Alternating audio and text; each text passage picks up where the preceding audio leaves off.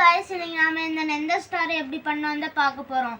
இதுக்கு வெறும் 5 ice cream sticks அப்புறமா இது இந்த பீசஸ் எல்லாம் ஊத்து பாத்தீங்கன்னா இது க்ளூட் கூட ஆகாது. நான் ஃபர்ஸ்ட் ஸ்பீடா பண்ணதுக்கு அப்புறம் எப்படி ஸ்லோவா அப்புறமா எக்ஸ்பிளைன் பண்றேன் எப்படி ஸ்லோவா பண்ணி.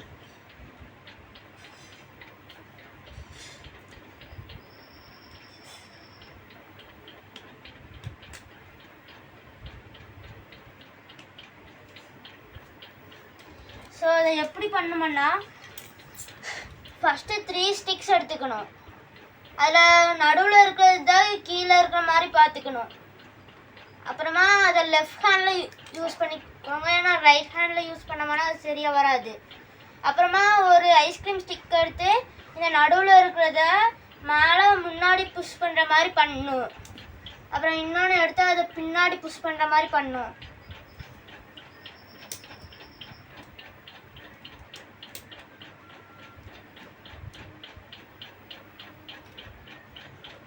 இங்கே பார்த்தீங்கன்னா அந்த ஐஸ்கிரீம் ஸ்டிக் ஃபுல்லாக உள்ளே போகலை, ஃபுல்லாக உள்ளே போயிருந்ததுனா அது ஈஸியாக உடையாது, அது வலிக்கும்.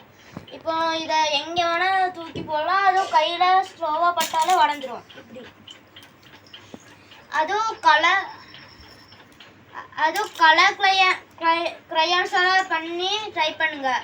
நார்மலான க்ரையான்ஸில் பண்ணிங்கன்னா அது கஷ்டமாக இருக்கும்.